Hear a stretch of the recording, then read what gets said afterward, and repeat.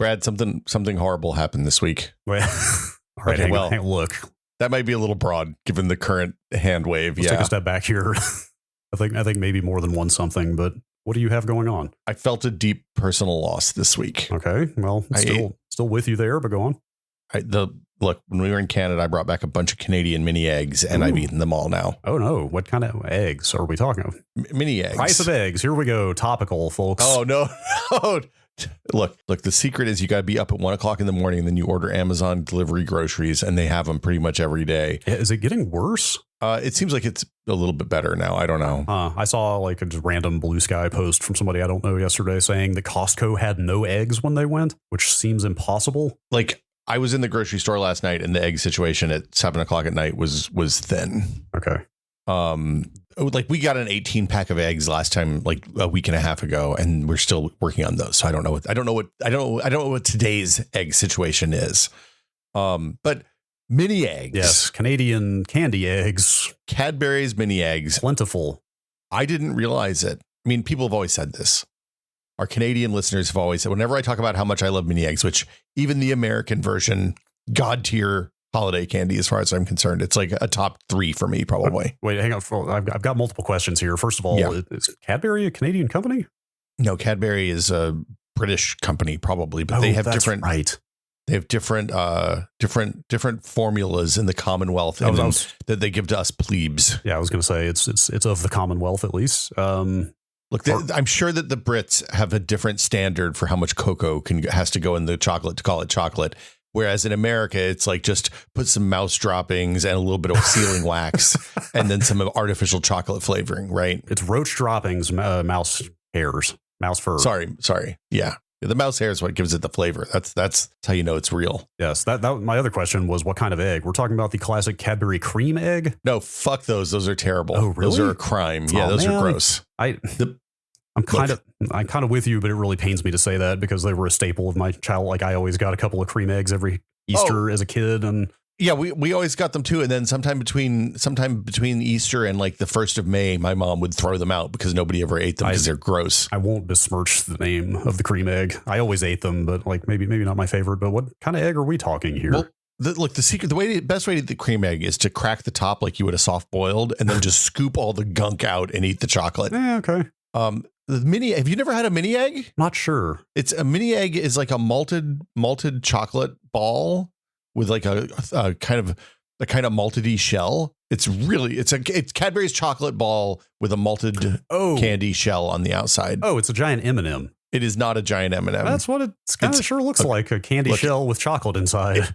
If a hot dog is a taco, yes, it's a giant M&M. If you're talking about candy, it is a completely different flavor than an M&M. We are reaching levels of food taxonomy here that I don't think we're qualified to address. Look, you started this. I was just thinking about. I was looking here. I ate a little pack of Smarties because we've gone through all of the Canadian candy. This is Canadian M&Ms. Oh, and they're way better than American M&Ms. Oh wait, Smarties are chocolate? They're chocolate. There, it's not the little chalk antacid candies that we get here. Are those also Smarties? Those are also Smarties. These are made by Nestle, the people who kill babies with bad formula. So, like if you're choosing sides on the chocolate wars, it's Cadbury's all the way. I'm sure they've done some crimes too. Maybe don't. This is a bold statement here. Maybe don't side with the baby killers. Yeah, no, Nestle's. I got problems with Nestle, but okay. So the Canadian mini eggs, though, like the American ones, are pretty good size. They're like bigger than M&M and an M&M. They're like maybe the size of a peanut or even an almond M&M. They're pretty big. Since I have to put everything in M&M terms for you, it's also really hard to say M&M over and over again. Mm-hmm. It turns out the Canadian mini eggs are actually smaller than the U.S. mini eggs, and it means the ratio of the shell to chocolate is better, and also the chocolate is better. So it's a transformative experience. Like a U.S. mini egg, you put one in your mouth and you let it kind of melt there for a little bit. A Canadian mini egg, you can load it up like a chipmunk and just have like 15 in there. And then it's just like a malted explosion in your mouth. It's like chocolate chaw. Yeah, basically. Yeah. Ugh, it's like, yeah. Did you know that they don't make Big League Chew anymore? Oh, what? Yeah. It turns out encouraging the children to use chewing tobacco through a gum product that looks like chewing tobacco is frowned upon in the modern context. Well, I mean, it used to be, but don't worry. I'm sure that'll get deregulated soon enough. Well, fair. Let's bring it back. It's a specialty thing now. You have to get it from like novelty candy places now. They don't just sell it at the grocery store anymore. Well, as long as they don't take candy cigarettes from us. But okay, the TLDR though, I'm out of the mini eggs, the Canadian mini eggs. All I have left is a Cadbury's bar that has some mini eggs embedded into it. Are you going to dig the mini eggs out so you can continue enjoying them in their proper format? So that's the question is I think I have to eat the chocolate in small enough pieces that I like let the chocolate melt, and then I get the mini egg melting, and then I get more chocolate melting. And it's like, you know, it reaches Wonka like levels of delection. Would you be pleased to know? Yes. Let me click through here. Oh, it's not letting me load the. Oh no. What's wrong? I ended up on candyfunhouse.ca. The Canadian Funhouse of Candy. Yeah. Who sells Cadbury mini eggs. Ooh. But every time I try to load the Cadbury mini egg page on candyfunhouse.ca, it shunts me to the US site. So I was going to offer you a reprieve, but I don't think this website's going to allow it. You're just gonna have to smuggle them over the border. That'll go well. I just Googled how to get Canadian Cadbury's mini eggs in the United States, and somebody pointed me to these things, a seasonal Cadbury's product available on Hersheyland.com called Cadbury's Mini Snowballs, which look like mini eggs, but have a bunny in a Christmas sweater on the cover instead of a bunny with a Easter sweater on the cover. Does look like kind of the same. Well, there you go. Yeah, there we go. Mini snowballs. That's what I got to get.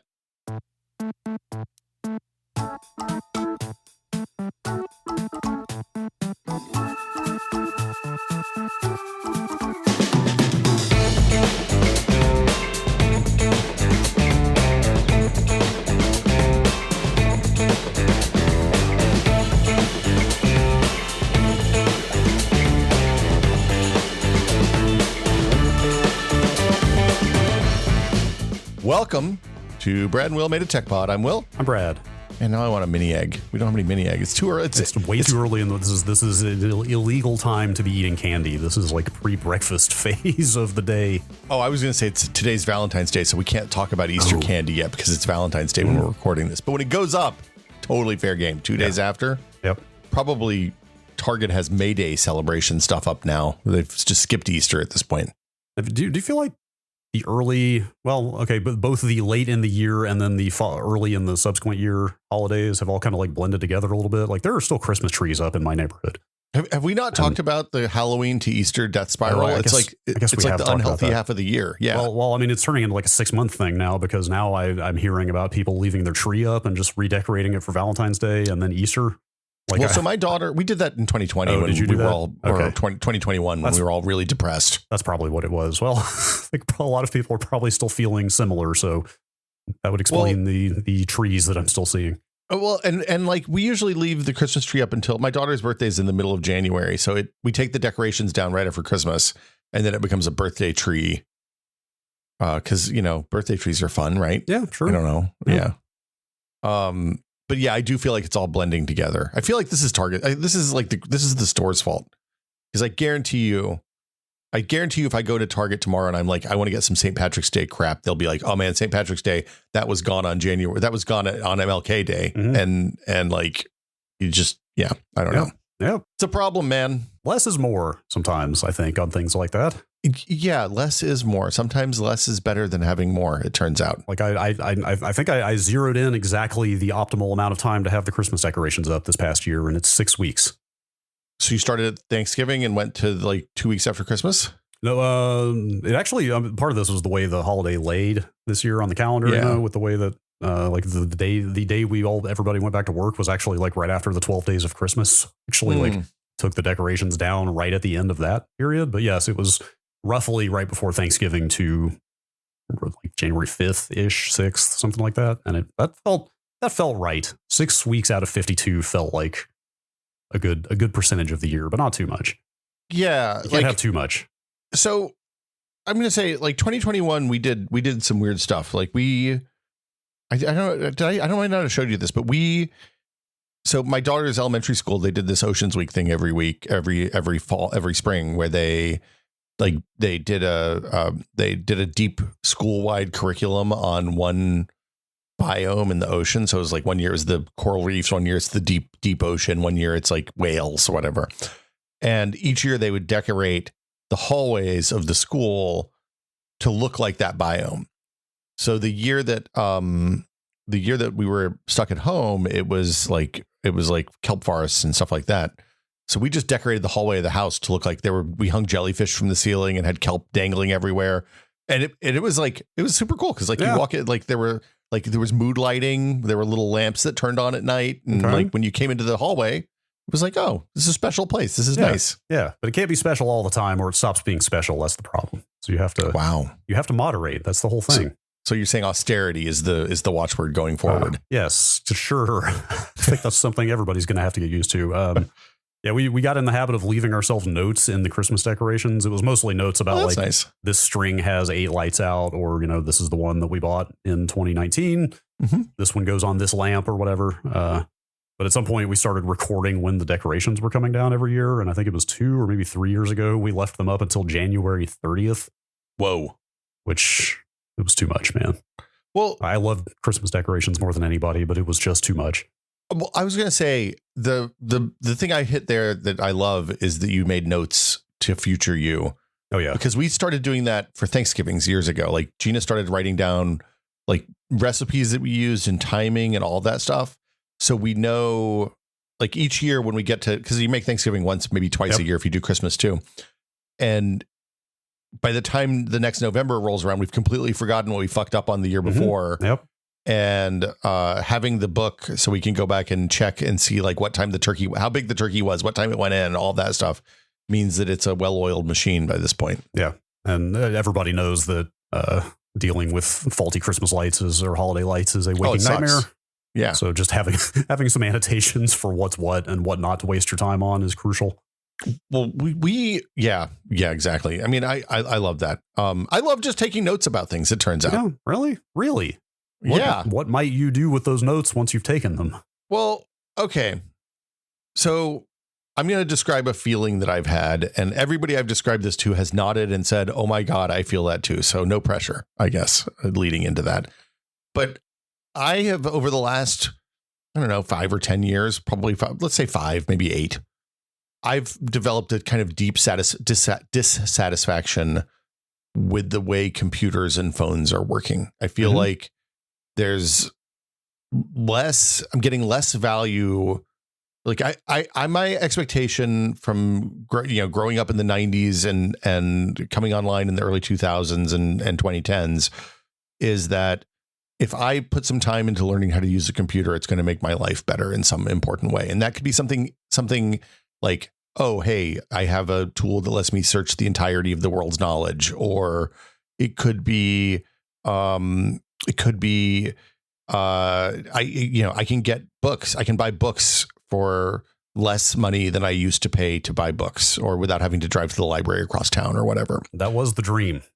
Yeah. Early on, that was the dream of personal computing and the information superhighway. Hey, it's going to improve society and not destroy it.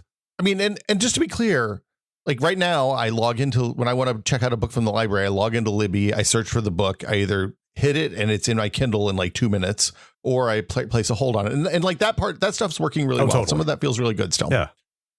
But there's a larger kind of malaise creeping over a lot of the tech ecosystem where, and I think, Cory Doctorow and Ed Zitron have talked about this a lot and shitification, but I think it's a little different. It's a little more insidious than that, because it's the basic idea that you reach a point where user growth has slowed for a lot of these companies. And so they've been able to make, they take less from us because they're making money on each new user that they bring into the system. And as that user growth slows, they're like, oh shit, our shareholders want us to keep making more money every year. And so they have to do things with the people that are there more to squeeze more money from them. And the upshot is that often ends up being time. So they build systems that make everything take longer, or they just don't improve the stuff that takes a long time, or things that aren't profitable just don't see any love at all, like email. And we'll talk about email in a minute.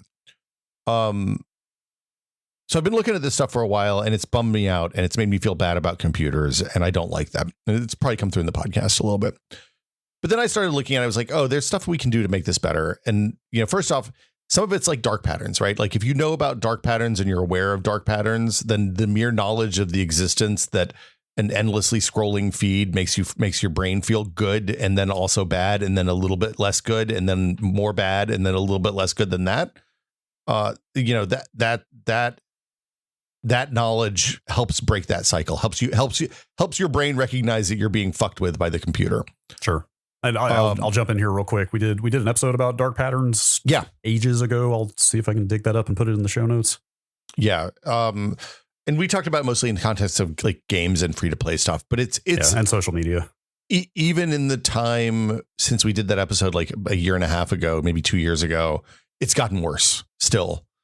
So the other thing is that there's a lot of stuff you can do right now on top of knowledge that you can do to make stuff better. Like, for example, my favorite example of this is somebody in Microsoft was told that they had to get more search traffic to Bing, right?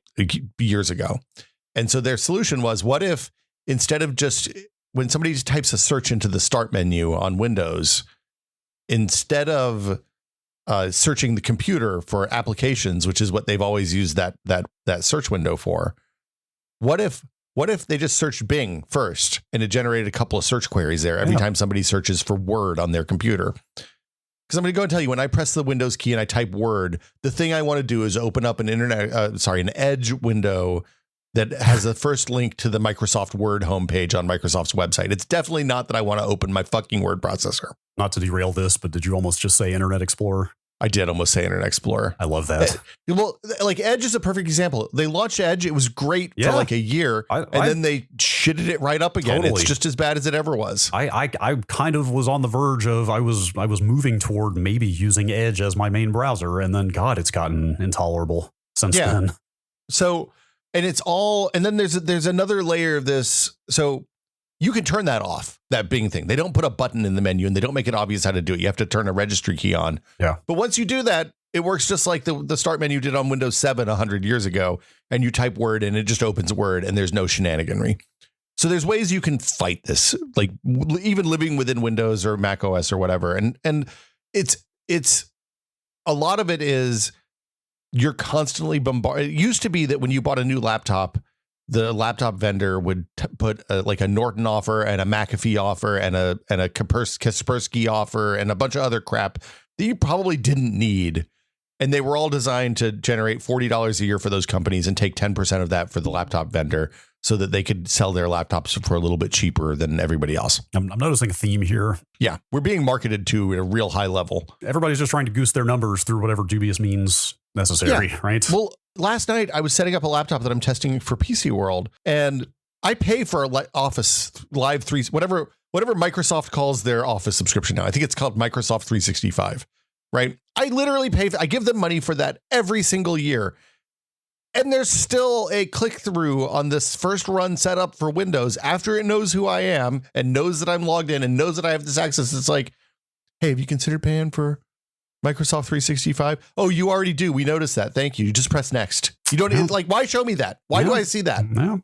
And everybody, it used to be that Apple didn't do this and now Apple does it. Google does it. Everybody's trying to get more out of you. It's exhausting and it's making computers worse. Yep. So I'm doing a newsletter. Okay. Now we come to it. Yeah, this is the thing. I was like, what's the format to talk about this? Because I don't want to do a full ass website because it's not, I don't have that kind of time to devote to this. Yeah. And nobody makes websites anymore. Nobody makes websites anymore. Instead of having look, I put myself in a weird situation where instead of having one job that I do every day, like a normal human being, I have like 5 different jobs and I do them at different chunks of times all through the day. So I need something I can do like in a day or two a week. Right. I think it's a really interesting topic because like a lot of people are talking about how bad this is, but not really a lot of people are talking about how to actually address the problem. And I expect it to range from like one of the posts that's up now is here's like a few easy things you can do in Windows to make it much more tolerable. And it's stuff like turn off the fucking widgets on the lock screen because they don't add any value at all. They're just there crapping up your computer. And it's just a way to trick you into clicking into something that drives you to MSN, which nobody should go to MSN ever. Right. Like, sorry, MSN. I know. I apologize if you work at MSN and it's putting food on your table. But if you're listening to this podcast, don't go to MSN, for God's sake. I'm not sure if I even realized MSN still exists. I kind of assumed it had all been subsumed into MSNBC at this point. Look, there's a whole nasty... The AOL homepage still has enormous amounts of traffic. Oh, sure. In 2025. Yeah, that makes sense. It's like going back in time. Nothing ever goes away when it's the size of MSN or the AOL homepage. There's something kind of nostalgic about going to MSN.com, though. It feels very, I don't know, let's say Windows 98 era, maybe XP. That's when they started it. Yeah, that seems right. Anyway. But yeah, so there are 3 or 4 different kinds of posts early on for the newsletter. One is like, hey, here's a problem that you should know about, and often just by knowing about it, like dark patterns, it'll help you solve your problem.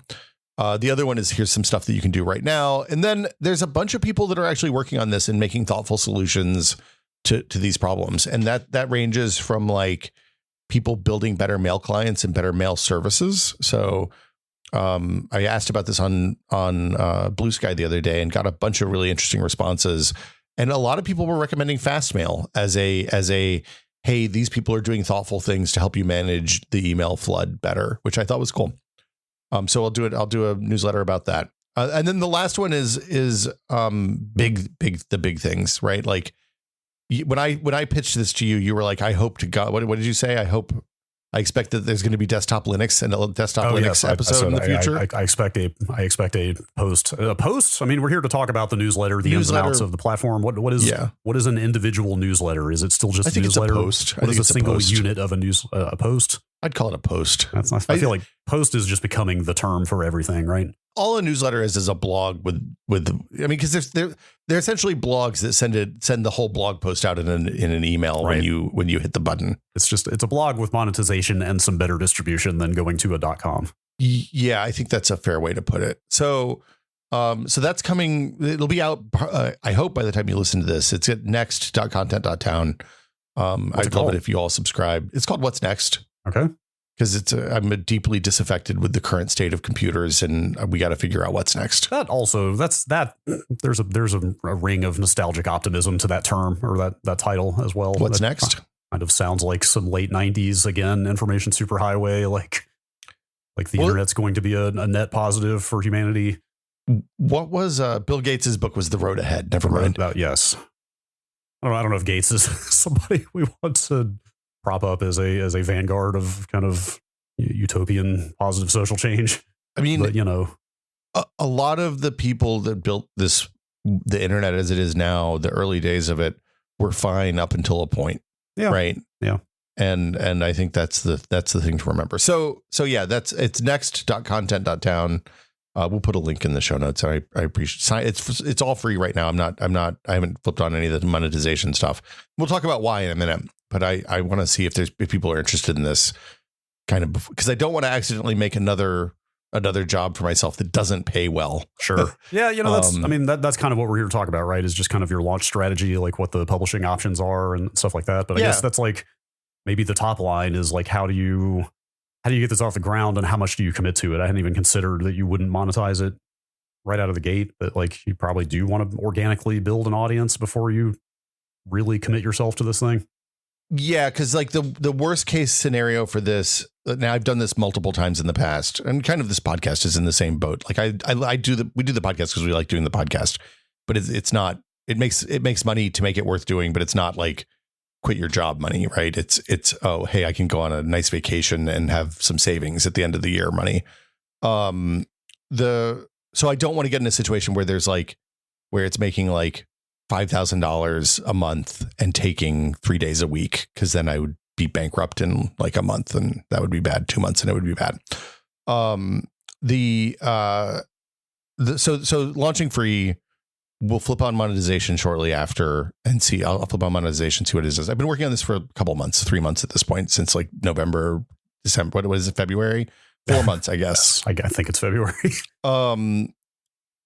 And I did a lot of the first thing I did was look at how people make money on newsletters. Like that was where I began. I looked at a bunch of newsletters that are both in this kind of area in the tech space, and then I also looked at people who are doing more lifestyle-y and more like stuff that's written for normies. I also looked at some business stuff because I think a chunk of this is probably for business folks, but I don't know for sure.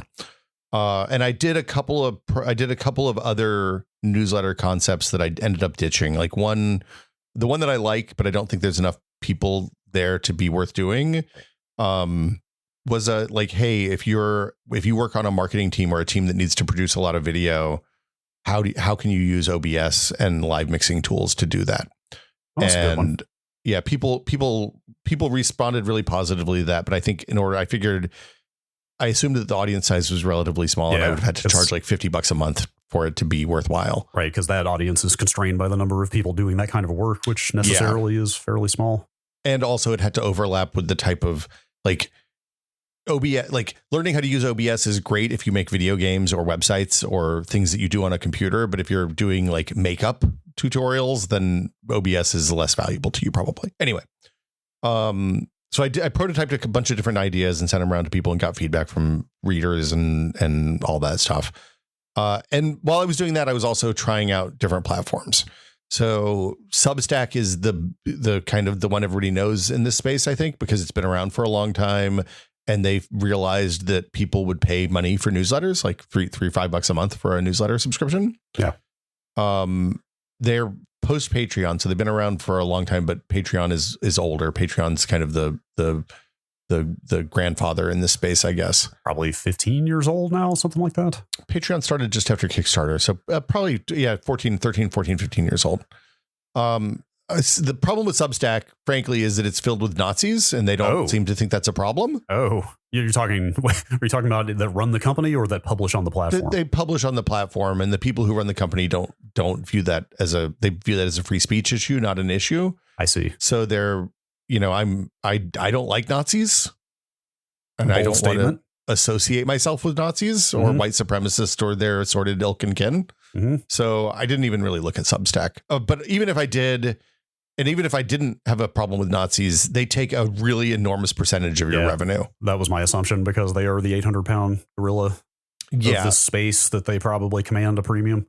And they also have a network effect. So the network effect in this case means like if you are a reader, if you are a publisher on their platform, then they are good at putting your newsletter in front of other people's newsletters that are similar, which is why they have a Nazi problem, right? And that means, and they have a fairly high percentage of uptick of users transitioning from subscribing to one newsletter to two newsletters that are similar or adjacent to each other or something. Yeah, that just seems like yet another example of a company like this prioritizing engagement above all else or growth above all else, because it's the same thing on YouTube or Facebook or whatever, like we know from social science very explicitly that angry engagement is the most sort of sticky kind of engagement, Yeah. Like increasing friction and conflict and pissing people off is the best way to get them to keep clicking around. So God, I hate this, Brad. You're such a bad take. Sounds like they have really just maximized that strategy. There's something I want to dig into, but maybe we should wait until we get through all these other platforms you looked at, which is it's the extent to which the platform you're on actually matters to the user or is visible to the user is actually the way I would put it. Like, but maybe we'll get through the rest of these services first, because there are a lot of newsletters. I'm sure there are tiers of this where you can't really actually tell what platform they're even distributing it on. If they use their own domain and there's no branding from whatever publishing system they're using, like you can't actually even tell. So that's very true. And I think it's safe to say that most users probably don't know what platform their newsletters are on. The kind of like the design frame, the design style of Substack has become the thing that everybody uses. So all these other things that we're going to talk about, and just to be clear, I picked 4 or 5 of them. There's a bazillion of these at this point. I pulled down to the ones that I found the most likely to actually, that I would actually use and kind of drilled down into. I didn't look at the super small ones. So yeah, they, for the most part, you put your credit card number in, and because Apple Pay and Google Pay are integrated with your phones and it's really easy, it's not like the old days where when we started the Whiskey Media stuff, we were trying to figure out ways we could we could not have to have people put credit card numbers in. And that was before Amazon Pay or Stripe or any of that stuff existed, because getting somebody to put a credit card number in was the hardest part of the transaction, right? Like most people, like when we were looking at bounce rates on the early Whiskey Media sub, people would click the subscribe button because they wanted to see what the offer was. Then they'd click through the offer they wanted. And then when it got to the point that you had to put in your address and your credit card number, like a double digit percentage of people would just bounce out. And that was common at the time. We've moved past that, I think, now.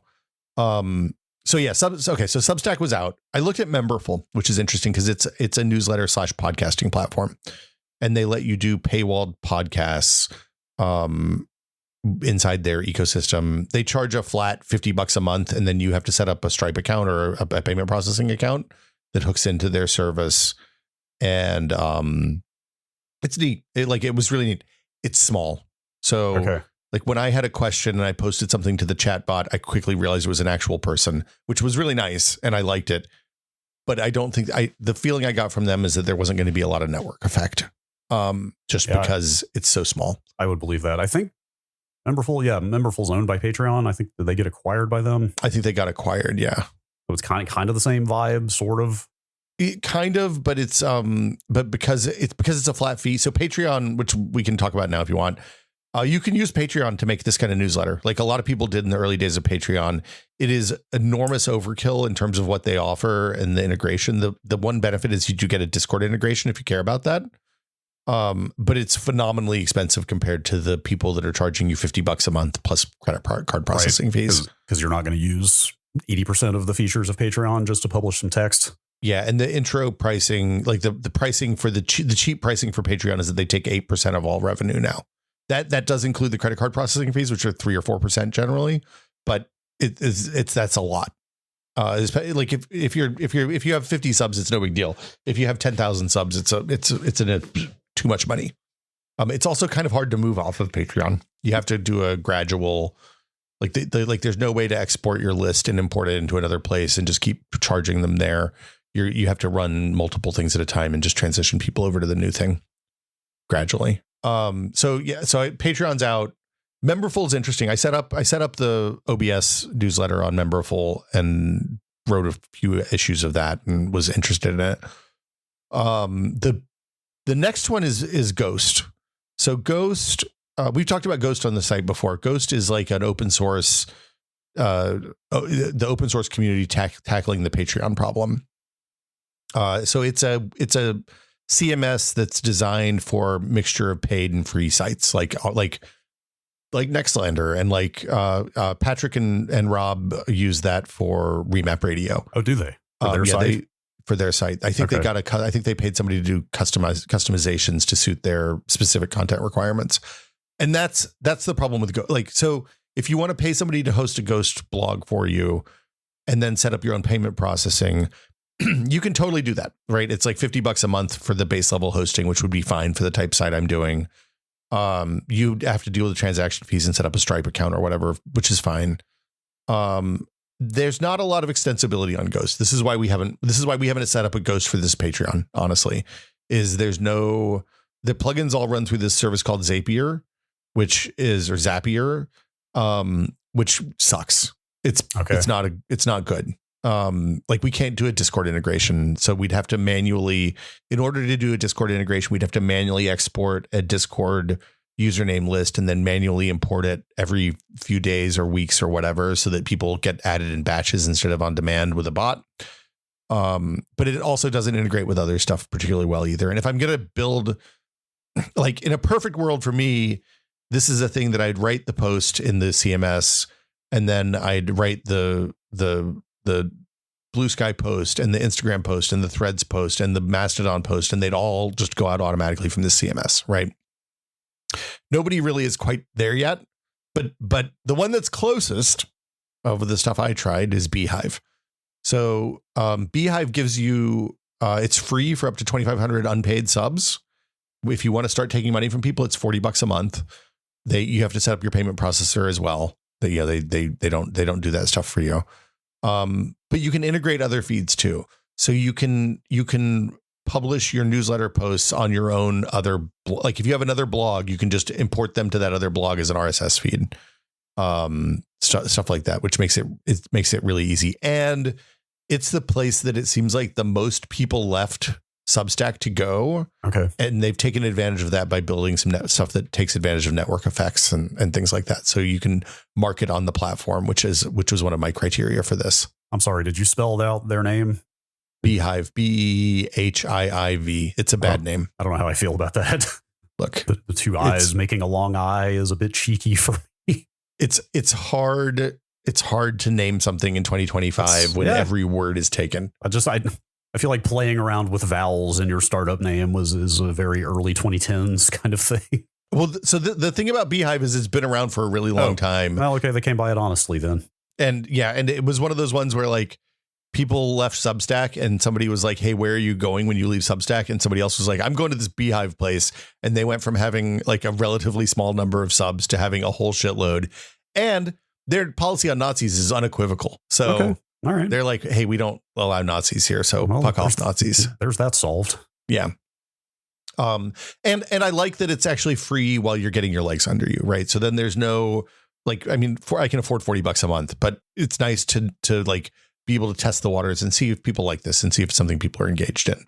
So also, once we hit 2,500 subs, you won't be able to sub anymore until I give them give them my credit card number. So sure. If you want to get in, now's the time, I guess. That's a chance. This is a bit of a sidebar because you're looking to monetize. This is not you, but if you did not want to monetize individual users, can you just pay these like very modest flat hosting fees and just run a website there? Yeah, and that's it. So you get the way that all of these work for the most part is you have a CMS that you can choose to generate a website or not. I think like you can set the website to be as much or as little as you want. So you can have like a website with just a list of the old posts so that the archive's still there for subscribers. You can have it be public posts so that once you post stuff, you can even set like time delays on most of them so that it's like goes out to the newsletters and then 7 days later it ends up on the website for non-logged in people. Okay. So for something like Ghost, like if you're not going to, again, sign people up and have them give you money, it's just the $50 a month hosting and you could just run your free website, or not free, but free for your users. You can just run your basic website for $50 a month there. Yeah. And just seems like pretty reasonable. WordPress, like there's cheaper alternatives if you don't want to have the paid, non-paid split. Right. Okay. So like a WordPress, like maybe not WordPress.com because they limit plugins weirdly, but if you could do a hosted WordPress install, those are usually $10 or $15 a month for like basic hosting. Yeah. I haven't checked in on WordPress in 3 or 4 months, but Matt's on a tear still. Things were messy over there last time I saw the name WordPress come up. Yeah, it's there's scene drama. We don't need to get into that, but the upshot is the founder of WordPress he's decided to go after some people that may or may not have done something wrong, but it's unseemly. The ecosystem and some of the major players in the ecosystem seem to be at odds at the moment. Yeah, he's upset with one of the main hosting providers. There's a bunch of other hosting providers you could go to that are not at all affected by this. And just like WordPress is an open source project that's like you can grab source code and host it yourself if you want, which is what most of the hosting providers do. They build stuff on top of the core source. Open source drama, man. Open source drama. Like Linux kernel drama this week that I probably shouldn't get into, but there's Linux kernel drama. The founder, here we go. The founder of the Asahi Linux project, which is the sort of compatibility layer that gets Linux running on the ARM MacBooks or Mac machines, generally Apple machines, stepped down over drama with one of the kernel maintainers not wanting to merge code, and there's drama around Rust being in the Linux kernel again. Like there's always something going on. Wow. Linus is against Rust, right? No, his stance has been like kind of a hands off, like, yeah, sure, that should probably happen. This is me reading like third hand information. You're not on the mailing list? I spend a little bit of time on the LKML here and there, but I don't read a ton of direct stuff. But my basic understanding is that he more or less said like, yeah, okay, yes, we should probably have Rust in the kernel, but then has like had a very soft, like hands off approach since then, and has not like gone out of his way to facilitate it happening. And that's led to a lot of strife among other maintainers and people who want to put Rust in there. And like the sense I get is there are a lot of C zealots still in that scene. It's not thrilled about. It's all built on C, right? Yes, the whole thing was written in C. The thing they know. Right. So it's anyway, it sounds like there's a lot of friction there around a new language coming into the Linux kernel. And unfortunately, like, I hope that project continues. I mean, there are other people working on it, like the Asahi stuff. The founder, yes, the founder is kind of like taking steps to make sure it keeps going. But like that my understanding is that was a ton of work getting Linux to work at all on those ARM Macs. Yeah. So that's I hope that stuff continues. Interesting. Okay.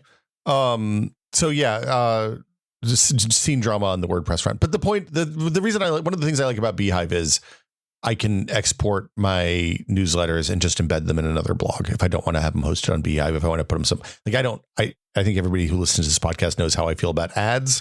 I'm not going to put them on an ad jammed site. Like the main difference between a reader supported newsletter site and a typical blog supported site is the newsletter sites don't have a bazillion ads on them.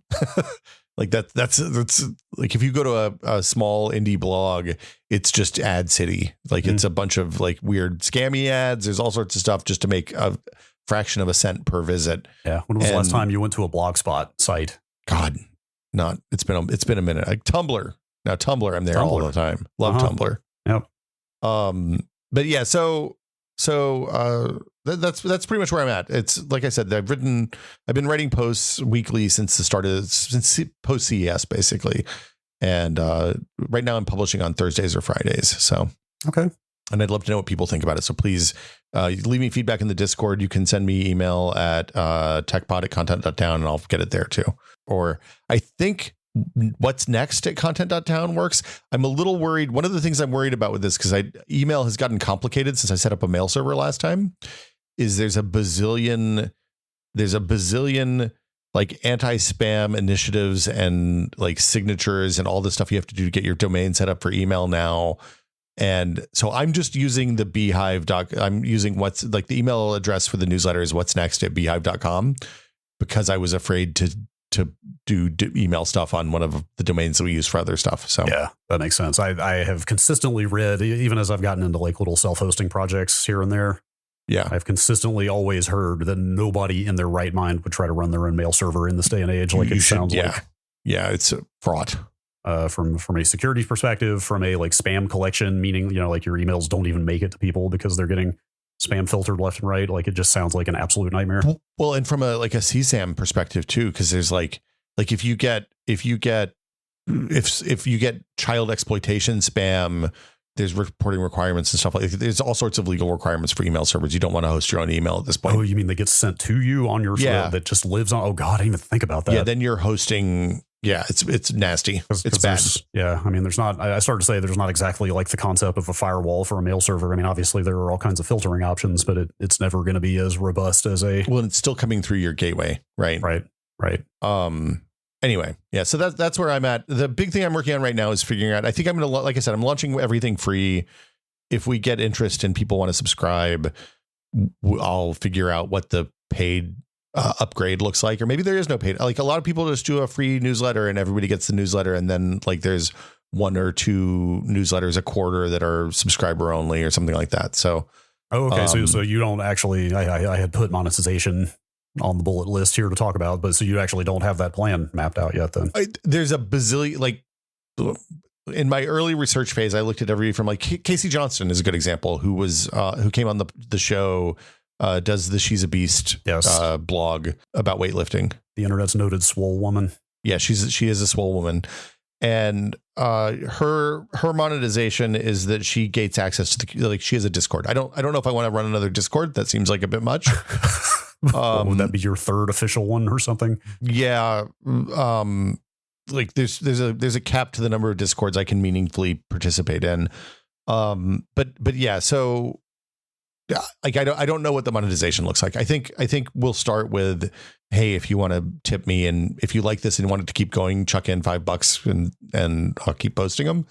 But yeah, if it doesn't get traction, then I'll move on to something else. That's Justin McElroy said years ago when we were talking about starting podcasts, well before we were even talking about doing this show. I was like, hey, how do you like? He was like, and he said this other places too, but they killed a bazillion podcasts before they got to my brother and me. Like they did a whole bunch of crap that like 15 people heard and never had any traction at all. I did not know that. Yeah. So You gotta kill the stuff that doesn't work. It turns out. Yep. Yeah, and then well, you had other questions, I think, too. Yeah, I mean, I had put on here that we should talk about CMS, content management system, and these things, kind of how robust are the publishing tools, but I assume that's all.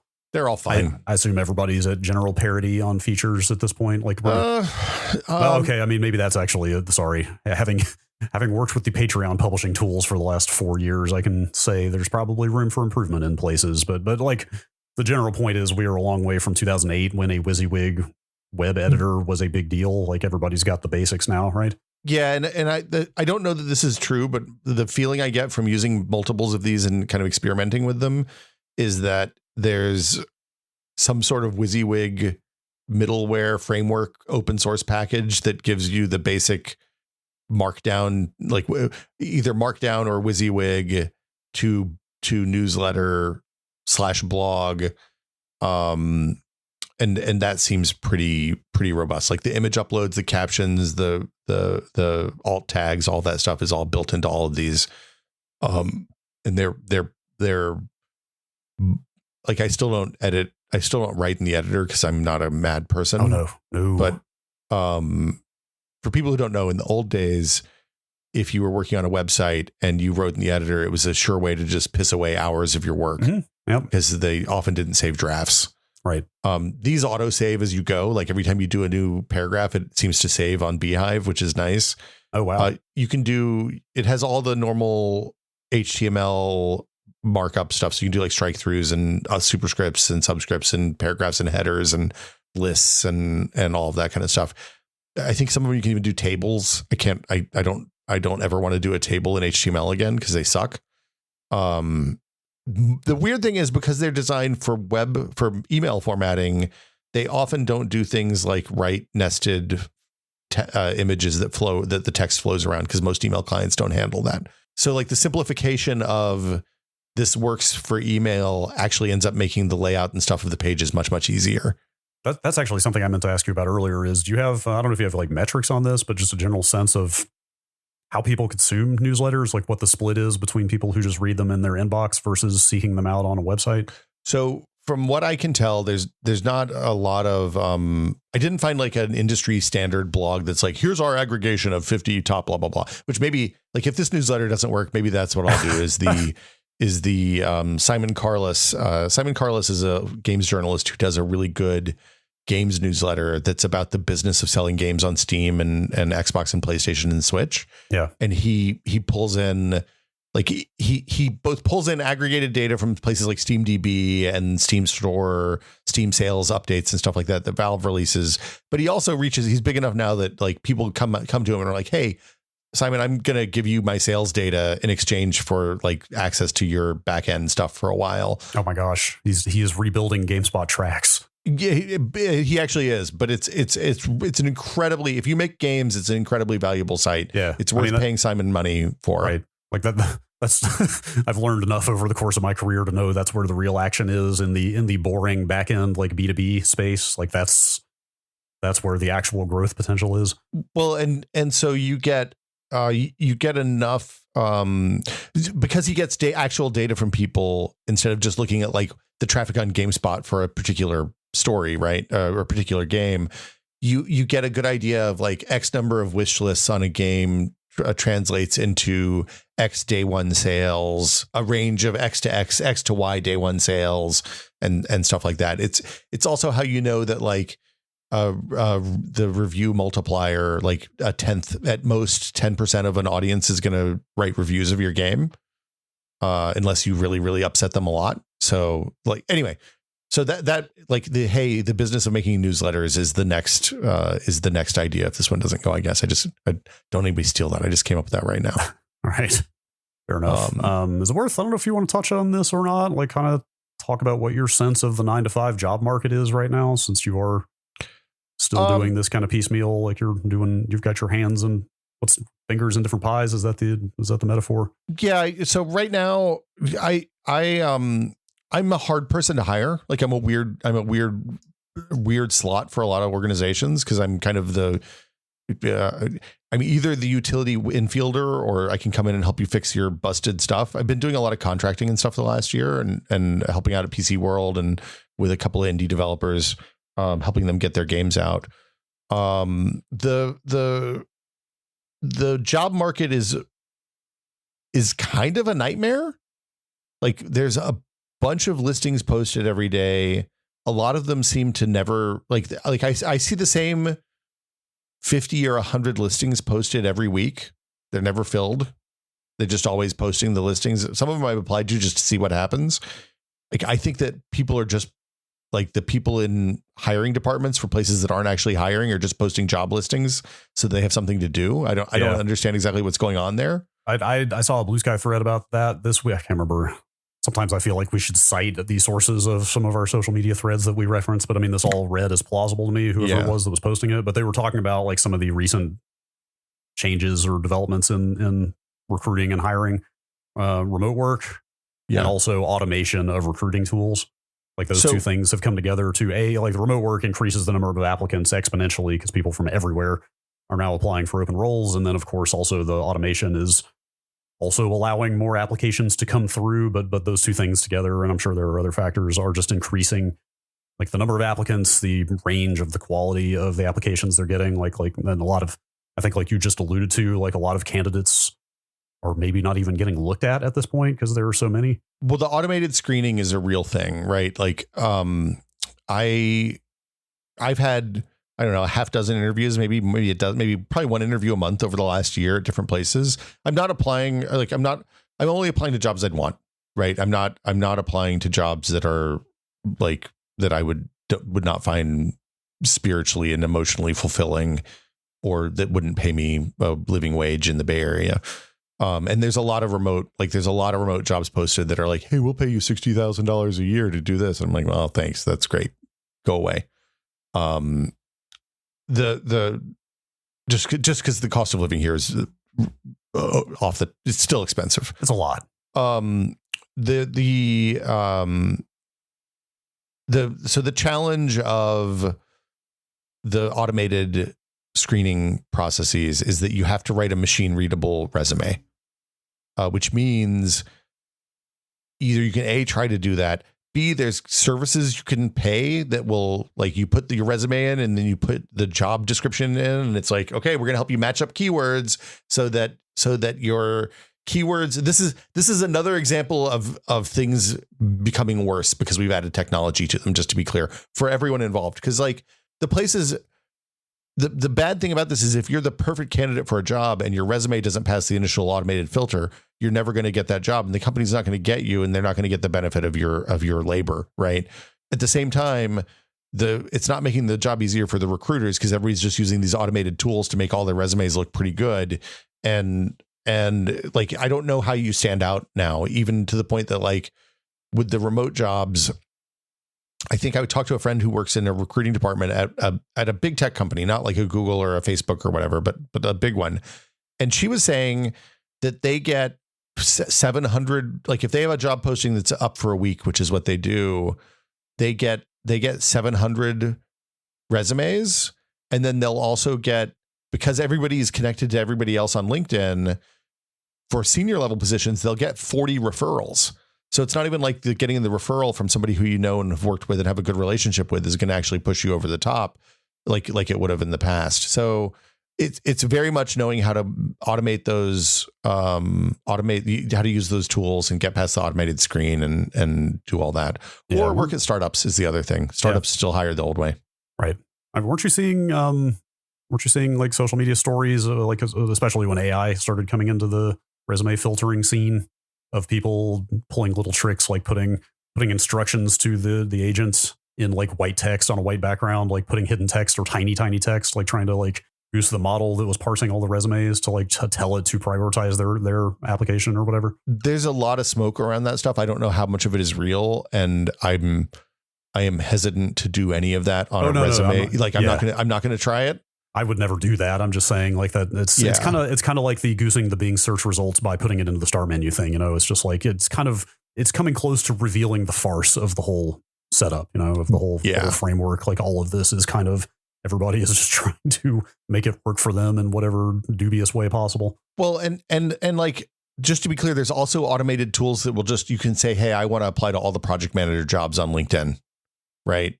And like, to the point that when a Google product manager job gets posted, it'll be posted for 15 minutes and there'll be 100 applicants for it already. Right. Like, I mean, I guess it goes both ways then, right? Because from the recruiter's perspective, like, those are probably not very serious applicants if they are auto applying to jobs they haven't even looked at yet. Right? Yeah, that's exactly it. And I mean, for lower level stuff, I think it's actually like, it makes a little more sense. Like, I can see, like, if I was 30 years old and I was looking for a job right now, I would be going out and applying to every single product manager job that I'm remotely qualified for at Google, sure, in the interest of getting my foot in the door. Oh, right. Yeah. But also the other thing is, like, Meta laid off 3,500 people yesterday or day before. They said with cause this time because they were underperforming. That's not what I read. What? No. I mean, okay, so the point is, Meta said that they were laying off underperformers. And the people who got laid off were like, hey, man, you gave me a raise and told me I was above expectations last year. That's what I'm getting at. I can't remember again. I've got to do a better job of noting who I'm reading on stuff. I read an article that was posted on Blue Sky, which site it was, I don't remember, but it was talking to a lot of, it might have been The Verge. Well, we talked about this on DTNS on Thursday. But it might have, I think it was The Verge. But anyway, they had spoken to a bunch of laid off Facebook employees who were like, yeah, I got exceeds expectations ratings for the last 5 straight years, but I was on medical leave or maternity leave. When these came down. And so I got cut. Like, it was a lot of people that seemed to think very strongly that it was not for cause. I think there will be legal challenges to some of that. But also, like, am I going to go, like, I would think twice about taking a job at Meta as a result of that behavior, because, like, there's already a little bit of a stink on people who've been laid off when you're doing it. Like, when you're doing interviews, they're like, hey, why did you leave your last job? And hey, we shut down the company. That one, it turns out, is okay. But if you get the strong feeling that if it was like, oh yeah, I was laid off from Google, like, oh yeah, okay, well, I don't know, but why'd they lay you off? You must not have been a great contributor. So coming out and saying that the people in this last round of layoffs were the underperformers is really shitty. Even if it was with cause, right? Like, and it seems like it's not. Yeah. Yeah. Well, I mean, yeah. Anyway, we talked about it in detail. Like, I have thoughts about this. I think it's shit, but so yeah, job market's rough, which is why I'm just looking at other things I can do to piecemeal together a livable salary where we live. It seems like the way of the future. A lot of people doing that. I mean, look, there's pros and cons to it, right? Because it means that if, like, my kid has something at class and I want to go hang out with her while she's doing something cool, it means I can as often as not. But the health insurance, the current state of health insurance in the United States is a little scary. So that is the big one, of course. Yeah. Anyway, and just the unpredictability and lack of social safety net means that if the bottom falls out of something you're doing, oops. Yeah. Or like, God forbid I get sick. I pay a lot of money for disability insurance because I don't get any of that stuff right now. Anyway, I guess that's as good a place as any to leave it. Yeah, no, that was a nice little window into what the self-publishing world looks like right now, I think. Yeah, and just as a reminder, if you want to check out the newsletter, there's like, I think there'll be 5 posts up by the time you get this, maybe 4 or 5. I can't remember where I ended up. I think I have one I'm holding right now because I wasn't all the way thrilled with it. But it's at next.content.town. Next, NEXT. All right. .content.town. And since we're talking about sites that we own or have owned or contributed to in the past, can I just tell you that when I mentioned Blogspot earlier, I went and checked and my Blogspot blog is still up. Ooh. You want to hear what the most recent post is? Yeah, what is it? September 17th, 2008. Entitled, "We're All Doomed." The news on the television just reported there's now a 2-month waiting period if you want to buy Sarah Palin's particular brand of rimless glasses. 2 months. I've got a bad feeling about this. Oh boy. Prescient, what do you think? I mean, look, Brad, you weren't wrong. You were not wrong. I'm going to close this tab now. Yeah, just walk away from that one. That's a bad tab. It's cursed. Cursed. Yes. I mean, who would think that one day I'd look back on the Sarah Palin days and be like, oh man, Sarah Palin, she was great. That was quaint. Yes, that was highly competent governance. Or anyway, at least not destructive governance. Anyway, yeah. So despite me trash talking Patreon for my new newsletter, we really appreciate Patreon here. We're on an old grandfathered in tier. We don't pay the high rates that they pay now. We pay slightly lower rates, which I think are more reasonable. Slightly better percentage. But also, Patreon, good for podcasts. Like when you talk about like just a text newsletter being the Patreon being overkill for that, like you're utilizing a lot more of the Patreon feature set by doing a podcast on there. Yeah. And just to be clear, the newsletter for people who live on other places, my thought is to make a podcast and YouTube for both of these, for all this stuff, so that if you want to see me talking into a camera, I can do that too. I'm more than capable of reading off of a prompter and reading a blog post or a newsletter to you. So yeah, that'll do it for us this week. As always, thank you to all of our Patreons for their support. We do appreciate you, each and every one. We do. If you want to find out how to support the show, you can go to patreon.com/techpod. Again, it's patreon.com/techpod, where for as little as $5 a month, you get access to the fabulous TechPod Discord and our monthly patron exclusive show, where often we dig deeper into topics of interest, into weird stuff that we're working on that we may not think is worth a full show, or sometimes we just kind of ramble. Yep. Just a stream of consciousness straight from our brains to your ears. Just, hey, what's up with your fudge hog, Brad? The fudge hog's doing okay. He looks happy back there. I never put the borax in. Did we even talk about that here? Wait, did you have ants? Oh God. Okay, we talked about it extensively on Nextlander. Oh no. Yes, ants are bad. Ants got into the fudge hog because I had left the candy in the fudge hog. Oh no, Brad. Which turned out to be a terrible idea. Yeah, that's a bad idea. It was nice to have it in there because it just weighed it down. It like kept it good and sturdy and planted on the shelf. But that's got to be like 15-year-old candy at this point. It was not quite. It was not nearly that old, but it was pretty old. Oof. And I didn't think about the candy escaping containment. Yeah, I don't the know ants will find it. They sure did. Anyway, candy's all out of there now. Okay. I think it's okay. I have not seen ants in some weeks around it, but I was going to put a mixture of borax and cinnamon in the feet. Oh, really? Is that what? So we do the borax. I do a borax line around the edges of the house where the ants come in, and that just keeps them out entirely. Yes. So borax kills ants. Cinnamon disrupts their. I assume it's like a scent trail they're using, kind of like a chemical scent is what they use to establish their conga line. Yeah, they love pheromones. Yeah. Yes. So the cinnamon, that confuses them, and they don't know how to navigate around it. So I figured a mix of those two things would probably be enough. We when it started raining last 2 weeks ago now, the first big heavy rain of the year, apparently we had an anthill under our deck, our patio. Okay. And it flooded them and they just started swarming out. And all of a sudden there was like a black carpet on the concrete patio in our backyard because there were hundreds of thousands of ants, I'm going to guess. Wow. It was a lot of ants. It was not okay. You just let it be. Not much you can do. I mean, it was really raining hard. So like I couldn't have done anything to them. Not much you can do at that point. I think nature found a way. The birds really liked them. It seems like there were a bunch of like ground birds that were just down there feasting. Okay. Yeah. So anyway, gotta get some birds in here then. Yeah, you should get a couple of jays. That'd be great. Yeah.